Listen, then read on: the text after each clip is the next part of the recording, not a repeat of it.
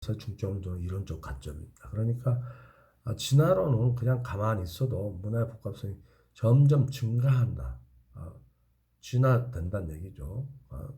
가만히 놔둬도. 그러나 전파로는 문물이 한 지역에서 다른 지역으로 전달되는 데는 어떤 아까 얘기한 바이어들도 있어야 되고 셀러도 있어야 되고 이런 그 어떤 전달 매체들이 또 있어야 되겠죠. 이 둘은 문화의 변화라는 같은 현상에 대해 상이한 설명을 제시함으로써 서로 경쟁 관계에 있는 것처럼 보이지만 사실은 거의 비슷한 거대 이론의 일부란 얘기입니다. 한류의 야만 시대. 자, 우리가 이제 여러 그 역사학적으로 우리가 한번 살펴보는데, 자, 우리가 이제 그 한류 하면 여러분들 얼른 하는 게 케이팝, 뭐 엔터테인먼트 하면 무조건 쇼, 그 걸그룹, 보이그룹, 케이팝만 생각하시는데 우선 우리 한류가 실어 날리는데 가장 주력을 했던 부분이 이제 드라마부터 시작됐는데 그런 부분부터서 우리가 이해를 하면서 살펴봐야 된다는 얘기입니다. 그래서 그 한류가 드라마에서부터 K-팝으로 이렇게 1세대, 2세대로 이렇게 보는 겁니다. 그래서 그 어떤 식으로 그 역사적 진화가 됐는지 한번 보자는 얘기예요. 한류의 야만 시대라는 건 한국 방송사상 처음으로 처음에는 TV 애니메이션부터 시작된다는 얘기예요. 드라마 전에 또돌이까치 아시죠? KBS 하고 대원동화라는 곳에서 프랑스의 수출을 제일 먼저 합니다. 이게 1987년부터 중국 CCTV가 중국 전역에 그리고 그 프랑스 수출부터서 또돌이까치가 그때 1987년에 프랑스에 수출이 된 거고 중국 CCTV에는 사랑이 뭐길래가 1997년에 방영이 되면서 중국 전역에 1997년 드라마 붐을 일으킨 부분이 있다는 얘기예요. 그래서 야만 시대는 1987년부터 97년까지 시대를 얘기합니다. 그럼으로써 한류의 야만 시대에는 거의 그 초창기라고 보죠. 초창기 미개 시대보다도 더 초창기 부분을 야만 시대. 그게 87년부터 97년으로 보는 거예요. 그때 이제 여러분들 그 수치를 연도를 외우면 우리 제일 싫어하잖아요. 그런 거. 그냥 이해를 하시면 돼요. 1987년은 아시안 게임이 있을 때입니다. 88 올림픽이고 86 아시안 게임. 올림픽이 88이고 아시안 게임 86인데 그 중간 부분이 떠돌이같이 그때 물론 아시안 게임과 올림픽 88 올림픽의 영향도 좀 있었겠죠. 그래서 그렇게 해서 애니메이션부터 시작을 해서 그 1997년에 그 말하자면 한국 드라마 붐을 일으킨 사랑이 뭐길래. 사랑이 뭐길래는 그 이순재 씨 아버님으로 나오고 최민수 씨가 아들로 나왔던 하이라 그 최민수 씨의 부인으로 나오고 했던 그 유명한 인기 드라마죠. 이게 아마 시청률 65%. 선생님도 이 장기간에 했기 때문에 이 프로를 제가 촬영을 했어요. 제가 입사를 85년도에 했는데 입사하자마자 제일 막내로서 촬영 했습니다. 뭐 끝까지 하진 않았으나 이렇게 몇 명씩 이렇게 교대로 했는데 그 PD가 박철 PD예요. 박철 이사라고 돌아가셨는데 얼마 전에 그 동생분도 PD였죠. 박종 PD라고 우리 이제 드라마 본부장까지 하신 분인데 어쨌든 그분 두 형제인데 그 박철 PD가 연출했던 아주 유명한 그 데이트를 쳤던 그 드라마입니다. 중국에서도 어마어마한 붐을 일으킨 드라마예요. 자, 한국의 셀러들이 그 콘텐츠를 들고 외국의 바이어들을 찾아 나서던 고난의 시기란 얘기예요. 야만시대 전반기의 주요 수출 장르는 애니메이션이었는데 KBS의 그러니까 떠돌이까치의 KBS 떠돌이까치 외에도 달려라 하니, 날아라 슈퍼보드, 2020 원더키드.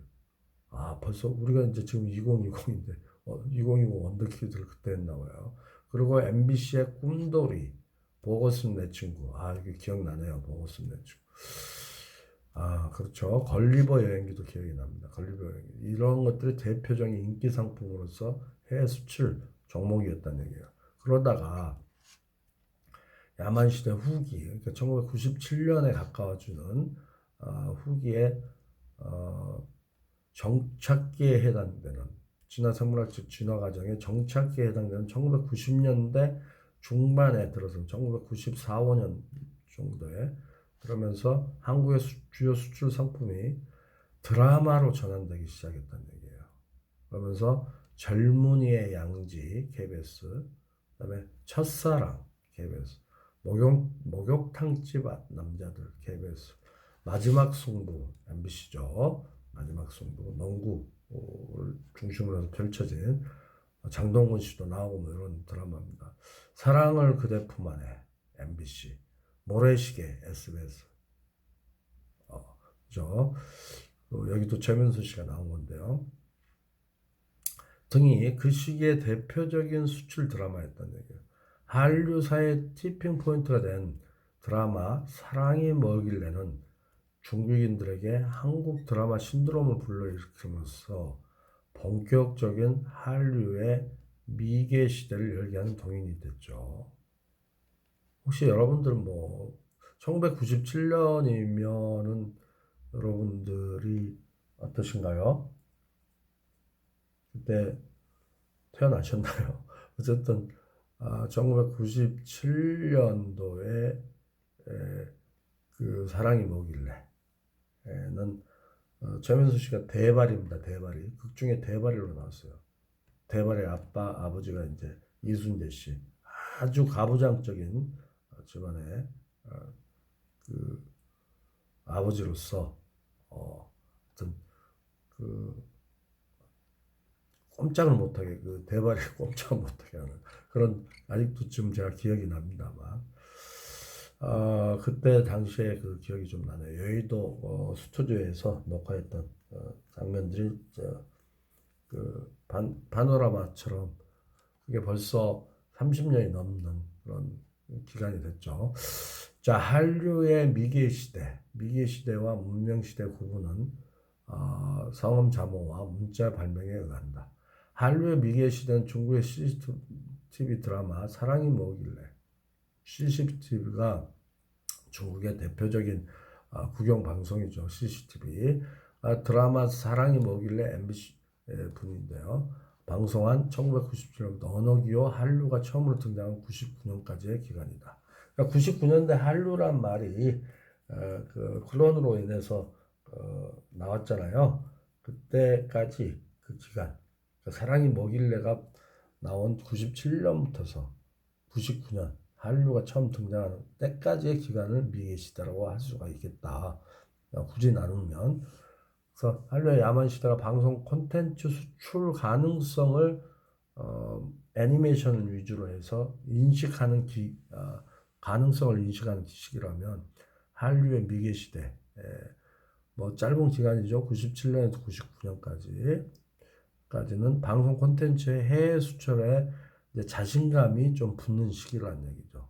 그래서 사랑이 뭐길래를 중심으로 해서 몇몇 드라마들이 수출에 신호탄들이 올라가니까 자신감이 붙었던 그런 시대라는 얘기입니다.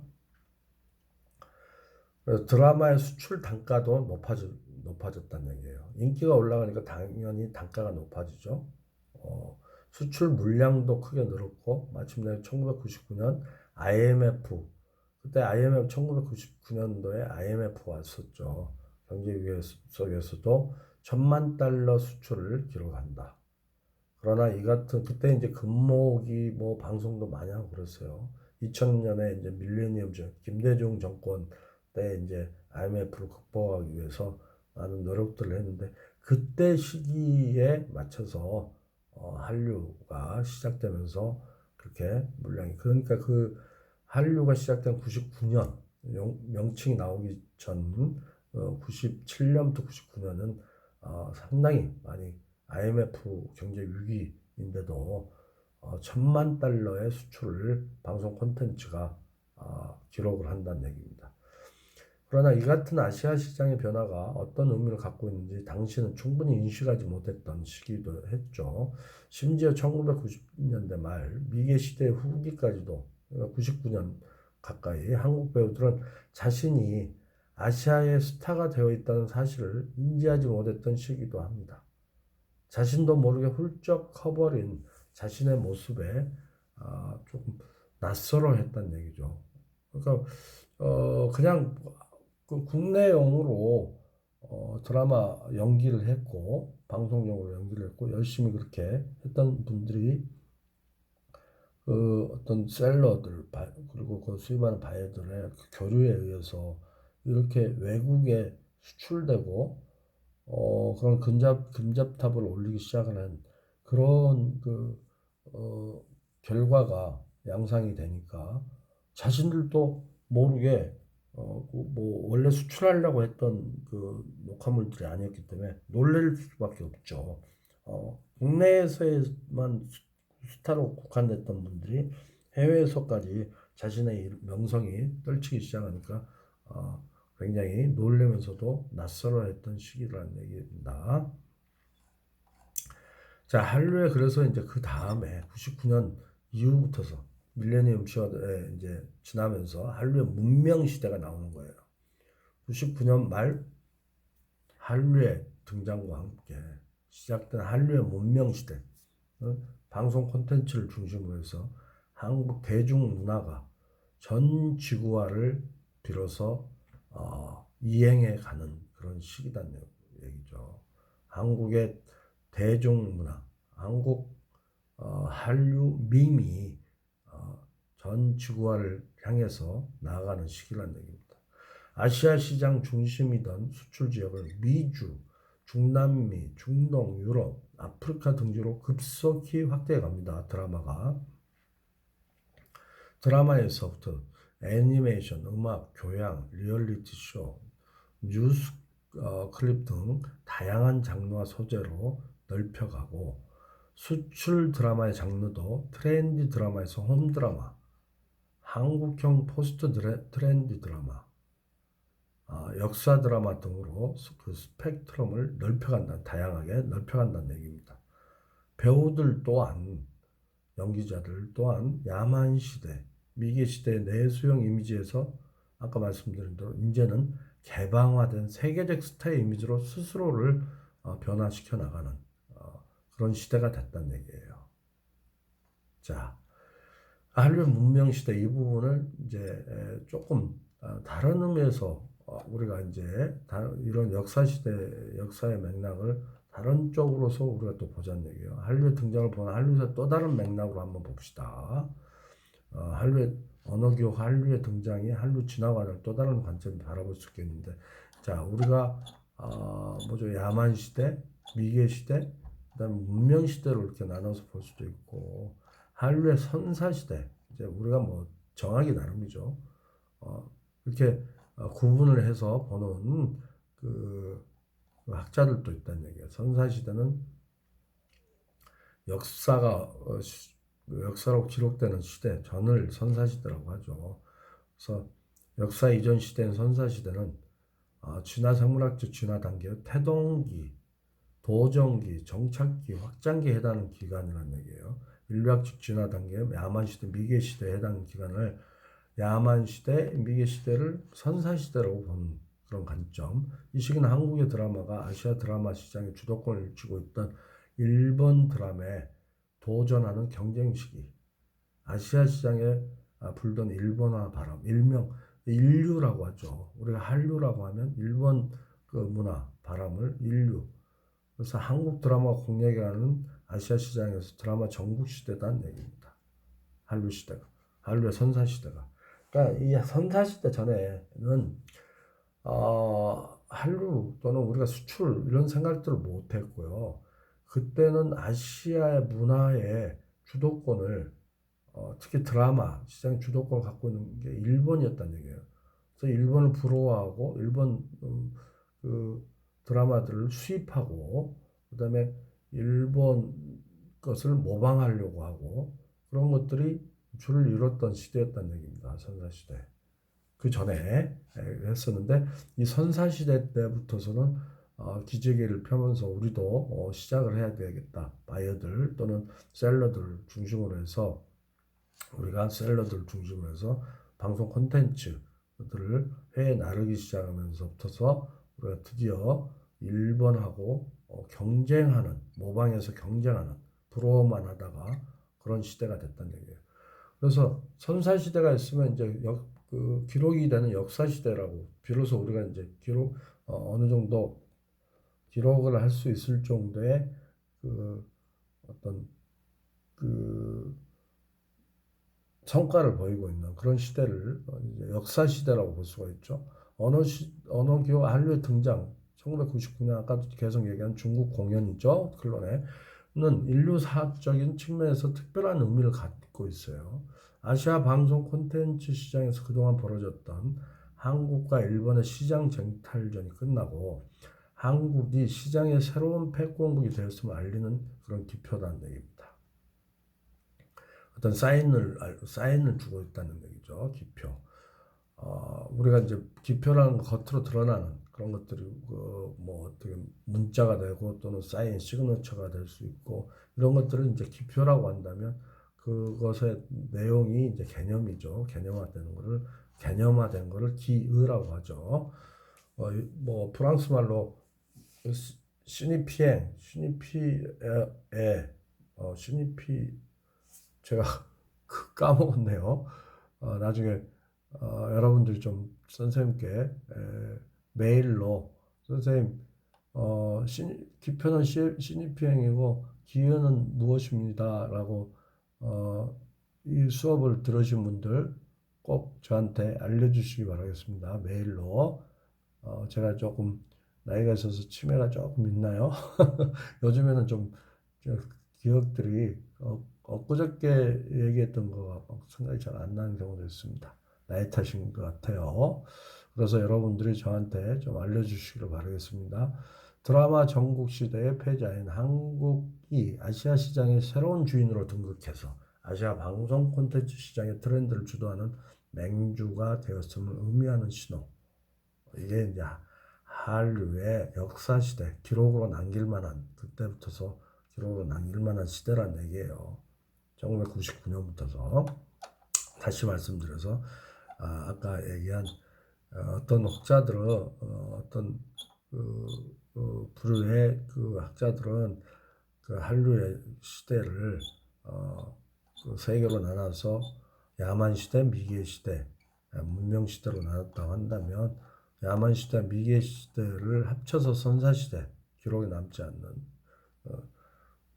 그 시대라고 보고 비로소 역사 시대를 아까 그 얘기하는 문명 시대라고 보는 그런 시대라고 보고 있습니다.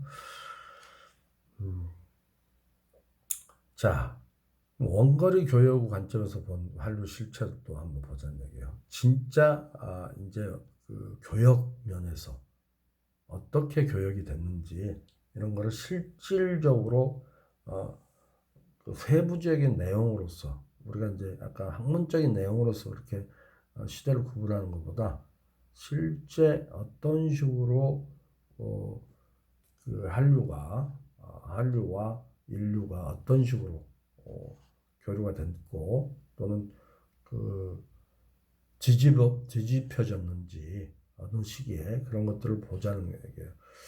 원거리 교육의 관점에서 교역의 관점에서 아시아 드라마 시장의 역사는 메인스트림이었던 일본 드라마와 한국 드라마의 관계를 중심으로 시기 구분이 가능하다는 얘기예요. 일본 드라마에 대한 모방과 동조화가 광범위하게 이루어진 1단계 일본의 드라마의 수입식이라는 얘기입니다. 일본 드라마의 수입식이라는 것은 1950년에서 1980년대까지 얘기를 하는 거죠. 거의 선사시대 중에서도 뭐죠? 야만시대에 속하는 그런 시대들은 얘기예요. 그게 이제 일본에 대한 모방 그리고 동조화 모방을 하고 일본 그 드라마를 중심으로 해서 문화에 똑같이 하려고 하는 모방하면서 동조화하는 것들이 이루어지던 시기란 얘기죠. 1950년, 80년대까지. 그래서 일본 드라마에 대한 모방과 탈동조화, 모방을 하면서도 이제 똑같이는 안 하겠다. 우리만의 개성 있는 것을 하겠다. 그러니까 우리 1950년대부터 1980년대 이때에 일본 수입 시대가 많기 때문에 일본 영어들이 우리가 제작하는 현장, 방송 제작 현장에서도 아직까지도 일본 영어들이 많이 써요. 모방하려고 했고 동조하려고 했으니까 제작 과정 중에서도 뭐 스탠바이 큐가 아니고 하이 큐라든지 대마에라든지 무슨 니주라든지 바레된다든지 뭐 굉장히 많습니다. 아직까지도 쓰고 있어요.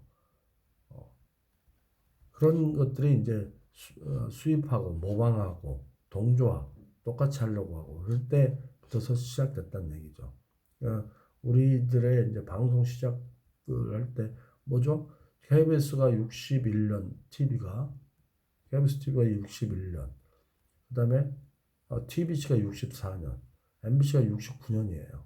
SBS가 1991년 90년대에 방송 허가가 나서 91년부터 그렇게 돼 있죠 역사가. 그래서 뭐 언론 통폐 1950년에 이르러서 TBC가 없어지면서 국영방송과 양대 상업방송이었던 KBS, TBC, MBC 양대 상업방송, KBS 국영방송 이렇게 했던 체제가 박정희 정권 때 언론 통폐한 전두환 정권 때부터서 TBC가 없어지고 KBS 2채널이 생기면서 공영방송 국영에서 공영으로 가고 MBC도 공영으로 가고 양대 공영방송 체제가 이루어졌던 이 시기입니다. 일본 드라마 수입 시기. 그때 모방을 하고 그런 것들이 많았던 얘기죠. 자, 일본 드라마에 대한 모방을 하면서도 탈동조화가 동시에 이루어지던 시기에 이런 거는 이제 경쟁 시대가 비로소 이제 도입이 됐는데 그때가 1990년대란 얘기입니다. 그래서 비로소 1990년대, 97년부터 99년부터서는 우리가 이제 수출을 본격적으로 하는 그런 시기였다는 얘기예요. 경쟁을 해서 이기기 시작하는 그런 시기가 이제 시작돼서 지금부터 2000년부터서 지금까지는 일본 드라마가 우리 드라마를 이제 반대로 영모방하고 우리 거를 동조화, 닮아가려고 하는 그런 영모방 시기가 이루어지고 있죠. 2000년부터 밀레니엄 해부터서. 자, 이렇게 역사의 관점을 보고 있어요. 그래서 이것들은 이제 드라마 수입과 수출 관점에서 보는 거기 때문에 실질적으로 이루어진 수입과 방송 콘텐츠 수입과 수출 관점에서 보기 때문에 보다 정확한 관점이라고 볼 수가 있겠죠. 그래서 수입 시기에서 경쟁 시기, 그래서 영모방 시기로 이어진 아시아 드라마 시장, 이게 이제 역사 속의 한류의 실체라고 보는 겁니다. 이게 이제 제1기 한류라고 보는 거예요. 제1기 한류. 그러다가 우리가 위기를 맞습니다. 좀 이따 나옵니다만 그 위기에 K-팝이 등장을 하게 되는 거예요. 그래서 제2기 한류 시대가 나옵니다. 자, 그러기 전에 이제 제1기 이 한류 시대 일본 드라마의 수입 시기부터 좀 들여다보자는 얘기죠. 자, 모방을 한 시기라는 얘기예요.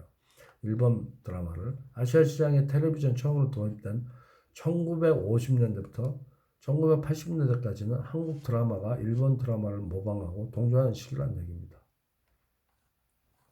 동조하라는 건 똑같이 하려고 하는 그런 것을 얘기하죠. 그런 시기에는 일본에서는 1950년대 홈 드라마라는 새로운 영화 장르가 탄생했어요. 영화에서부터 시작돼서 홈 드라마. 일반적으로 서민 가정을 무대로 가족 간의 갈등이나 가정 내 문제 등을 유머와 페이소스를 섞어 묘사한 그런 홈드라마. 홈드라마의 개념이 정작 일본인들에게 널리 알려지게 된 것은 텔레비전 보급되면서부터인데, 아무래도 영화보다는 TV가 더 대중성이 있지 않습니까? 그래서 그때부터 널리 이제 알려지기 시작했다는 거예요. 일본의 선구자적 홈 드라마는 제목으로 NHK에 1958년부터 63년, 무려 5년 동안 드라마를 했던 버스 길 뒷골목, 아주 1395회 방송을 했죠. 그 다음에 고교 교사 일기와 미용사 일가의 교사와 고등학교 교사와 미용사 일가 일상생활을 밝고 건강하게 그린 드라마이죠. 이게 버스길 뒷골목.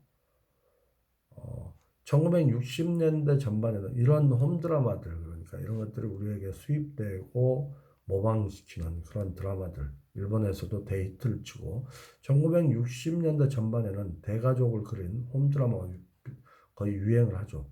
젊은 부부와 부모 간의 평화로운 일상을 그려서 호평을 받은 사키코시 잠깐이라는 TBS 1961년부터 3년간 했던 을 비롯해서 7명의 손자 TBS 64년에서 66년 장기적으로 드라마들을 했어요. 다녀왔어요 11명 TBS 64년에서 65년 이런 것들이 주로 이제 TBS, 나중엔 TBS, 후지TV 이런 부분들이 이제 우리 거를 또 수입하기 시작하는 부분들이 나옵니다.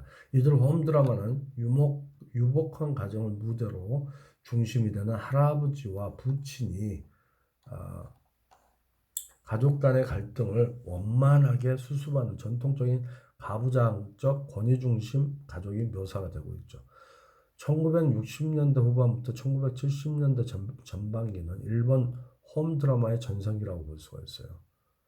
그래서 이 무렵에는 결손 가정을 무대로 하는 홈드라마가 시청자의 인기를 끌었죠.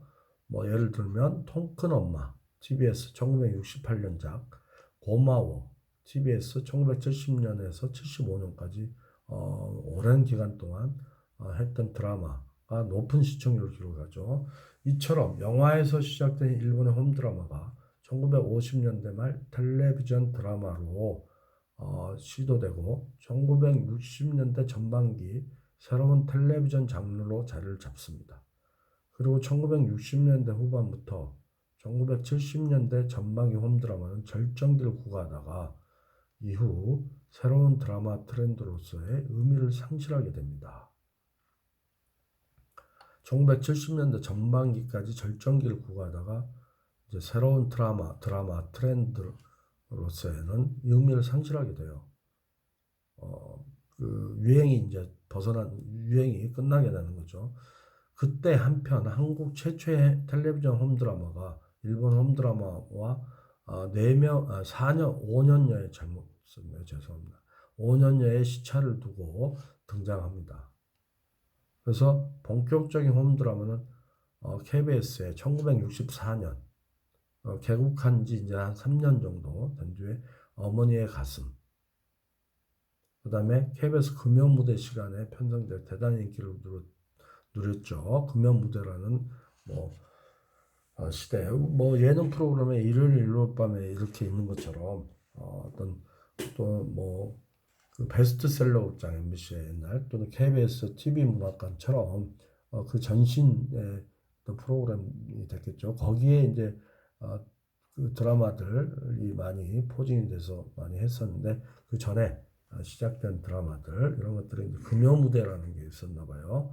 그때 대단한 인기를 누렸다는 얘기예요. 어머니의 가슴이.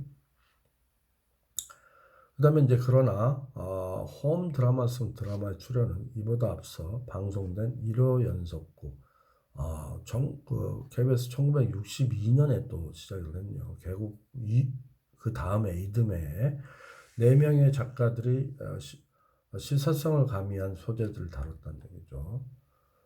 서울의 뒷골목도 1호 연속극의 한 에피소드이다.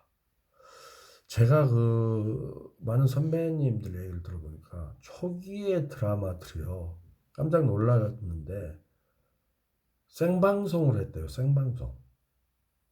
NG가 나면 나는 대로.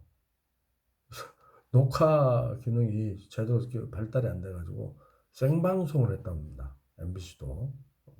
MBC 1969년대 개국을 했는데 그런 얘기를 듣고 제가 깜짝 놀랐는데 그때 되게 재밌었을 것 같기도 하고 서로가 긴장감이 서려서 NG 안 내려고 엄청 노력도 했을 것 같아요. 마치 우리가 공연 예술에서 그 연극이나 뮤지컬은 NG가 없잖아요. 그 관객들에게 그대로 보여주는 거기 때문에 아마 그런 관점에서 했지 않았을까라는 물론 이제 내용상으로는 그 이유는 녹화기에 발전이 안 돼 있던 거예요. 그래서 생방송을 했다는 겁니다. 드라마가요. 그때 시대 1960년대. 그래서 제가 굉장히 놀랬던 1970년 초까지 그랬다니까 놀라는 그런 그 적이 있습니다. TBC 동양방송이죠. 1964년 개국을 했어요. 1965년 말부터 일요일 저녁을 경쾌한 홈드라마. TBC가 사실은 그 어떻게 보면은 JTBC 있잖아요. JTBC의 전신이라고도 우리가 별로도 그렇게 무관치 않은 부분이 있습니다. 1965년 말부터 일요일 저녁을 경쾌한 홈드라마 노선으로 결정한다. 그리고 코믹터치의 극작가 극작가 유호를 고정 필자로 해서 로맨스 극장, 일요 드라마, 유호 극장 등을 이어갔다. 드라마의 소재와 형식이 TBC가 등장하면서 다양해졌다면 MBC의 등장, 1969년 개국이죠. 드라마의 소재를 다루는 방식에서 변화를 보였다는 얘기입니다. 그래서 홈 드라마에서도 불륜이 일상성과 맞물리면서 전개되고 이전에는 화목한 가정으로서만 대명사가 된 홈 드라마가 불륜이 나오기 시작한 거예요. 그 수위가 때로는 지나쳐서 당국으로부터 제재를 받기도 했다. 한국 홈 드라마의 절정기는 일본 홈 드라마 절정기 1960년대 후반에서 70년대 전반이죠. 1차는 우리나라에서도 홈 드라마 절정기가 1970년대 초 아시라든지 여러 엄청난 아주 어렸을 때 봤던 드라마들 그때는 TV가 있는 집에 다 모여서 이렇게 막 보고 거기 마을에 하나 있을까 말까 하는 여러 같은 경우는 어마어마했어요. 제가 아직도 그 영구로 나오는 그 약간 모자란 사람이 주인공이었는데 머리에 좀 그 빵꾸도 나고 뭐 그런 우리 가끔 보면 그 코믹하게 심영래 씨가 그 흉내 많이 내잖아요. 그때 여러 그 드라마 탤런트 이름이 이욱재신가 갑자기 생각이 안 나네요. 또 하여튼 그 주인공이 그랬는데 탤런트 이름이 어마어마한 시청률을 가졌던 공전의 여로를 보기 위해서 그 이후로도 드라마 붐들이 일어나서 어떤 드라마 한다 그러면은 그 저녁 때 거리가 텅 빌 정도로 그런 적이 많았어요. 자, 1970년대 유사가족 드라마와 사회성 드라마. 그 다음에 1980년대 트렌디 드라마. 이런 것들이 이제, 우리가 살펴볼 수 있는 그런 부분들입니다. 자, 어쨌든 보시면요, 유사 가족 드라마, 그러니까 홈 드라마하고 좀 양상이 다른 그런 지점에서 조금 차이점은 있습니다만은 가족 드라마로서의 그리고 트렌디 드라마 같은 경우는 일본에서부터 시작을 했습니다만 우리가 새로 양상의 트렌드 드라마를 우리가 만들어내기 시작을 했죠. 그래서 트렌드 드라마는 나중에 나옵니다만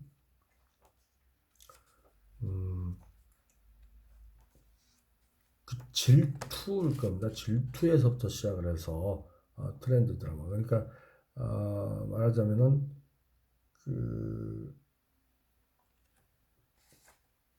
어떤 여성상에 대해서 좀 달리 생각하는, 그 전에는 가부장적인 부분이 좀 있었다고 한다면은, 물론 이제 1999년대에 또 사랑이 멀기에서 가부장적인 부분이 굉장히 강하게 나타납니다만, 새롭게 그 전에 가부장적이고 아무리 홈드라마라도 그런 것들이 절정을 이뤘다면, 트렌드 드라마에서는 여성 사회생활을 하는, 그러니까 회사 생활하는 여성, 그다음에 연상, 연상녀, 연하남, 이런 것들이 최초로 나오기 시작한 그런 것들이 이제 새로운 트렌드 드라마로 뒤에 나올 겁니다만, 그런 시기였다는 얘기입니다. 일본 드라마의 경쟁 시기, 일본 드라마의 경쟁 시기는 일본 드라마의 수입 시기에서 한국 드라마 확산 시기로 넘어가는 1990년대 아시아 시장에서 문화 확산을 선도하던 일본 드라마에 대한 한국 드라마 도전이 시작된 아시아 시장의 전환기다, 이렇게 말씀드릴 수가 있죠.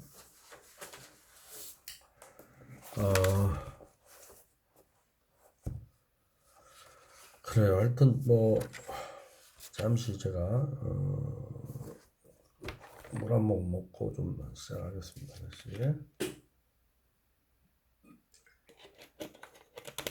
자, 모방과 동조화. 그러니까 모방도 하면서 아까 얘기한 동조화 시대라는 얘기예요. 그러니까 그때는 뭐 초기에 일본 그 드라마들을 무작정 이렇게 수입하면서 그 무한 모방과 동조화를 했던 그런 시기라고 이렇게 얘기를 할 수가 있다는 얘기입니다.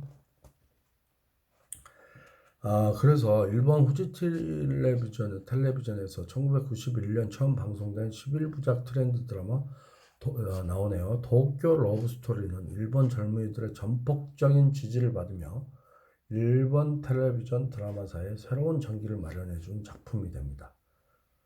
그리고 그 여세를 몰아서 도쿄 러브스토리, 굉장히 인기를 많이 그러면서 1992년 대만에서 유성채널 스타TV를 통해서 방송되고, 스타TV가 이제 아시아권을 이렇게 전체 이렇게 동시에 보여주는 그런 텔레비전이 이제 나오기 시작을 했어요, 채널이. 그러면서 그 스타TV를 통해서 이 도쿄 러브스토리가 퍼져나가면서 지상파인 TTV를 비롯해서 총 6회 이상 스타TV에서 방송되는 열기를 보이기 시작했다는 얘기예요. 그러니까 인류가 나오기 시작한 겁니다. 인류. 일본에서, 국내에서만이 아니고 어떤 일본이 아시아권에 진출하는 그러한 계기가 되는 것들이 어떤 큰 계기가 되는 게 도쿄 러브스토리.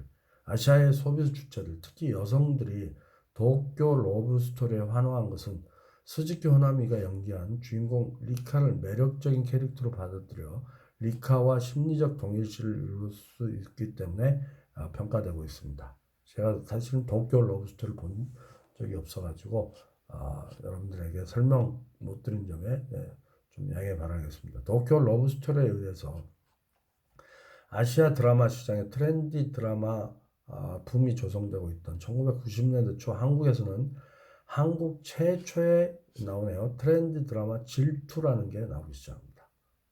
감독이 이승열 감독이었어요. MBC 1992년 제작 방송된 질투는 56.1%의 시청률을 기록하며 젊은 시청자층의 인기를 독점하죠. 이게 아마 최수종 씨하고 돌아가신 최진실 씨가 나왔던 질투의 마지막 장면이 제가 생각이 나요. 저보다 이제 선배이신 분인데, 저보다도 이제 훨씬 선배인데 지금 미국에 이민 가서 살고 계세요. 근데 이충국 촬영 감독이라고 선배. 맨 마지막 장면에 둘이서 운동장 같은 데서 키스를 하는데 두 남녀 배우가 키스 열례를 하고 있는데 그